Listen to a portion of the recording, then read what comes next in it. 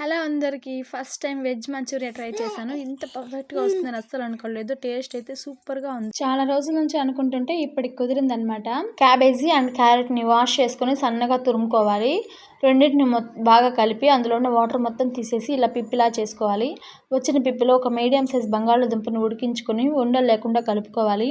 అలాగే ఒక క్యాప్సికమ్ సన్నగా తరిగి వేసుకోవాలి. కొద్దిగా అల్లం పేస్ట్ వేసుకోవాలి. ఇప్పుడు అందులోనే కొద్దిగా కార్న్‌ఫ్లోర్ అండ్ మైదా వేసుకొని రుచికి సరిపడా సాల్ట్ వేసుకొని ఇలా వాటర్ వేసుకోకుండా కలిపి పక్కన పెట్టుకోవాలి. ఇప్పుడు వాటిని ఉసిరికాయంత బాల్స్ లాగా చేసుకొని డీప్ ఫ్రైకి సరిపడా ఆయిల్ వేసుకొని లో ఫ్లేమ్లో లైట్ బ్రౌన్ కలర్ వచ్చే వరకు కాల్చుకొని పక్కకు తీసి పెట్టుకోవాలి. ఇప్పుడు అదే ప్యాన్లో 2 టేబుల్ స్పూన్ ఆయిల్ వేసుకొని ఒక పెద్ద సైజు ఆనియన్ని సన్నగా తరిగి వేసుకొని బాగా కలుపుకోవాలి. ఇప్పుడు అందులోనే 2 పచ్చిమిరపకాయ ముక్కలు, కొద్దిగా క్యాప్సికమ్ సన్నగా తరిగి వేసుకోవాలి. అలాగే కొత్తిమీర కూడా వేసుకున్నాను. అన్నీ బాగా కలుపుకున్న తర్వాత అందులోనే కొద్దిగా red chilli sauce, soya sauce వేసుకొని బాగా కలుపుకోవాలి.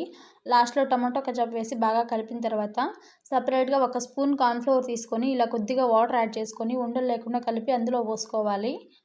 అది ఒక 30 సెకండ్స్ కుక్ అయిన తర్వాత మనం రెడీ చేసి పెట్టుకున్న బాల్స్ని వేసి బాగా కలుపుకున్నామంటే వేడి వేడి వెజ్ మంచూరియా రెడీ.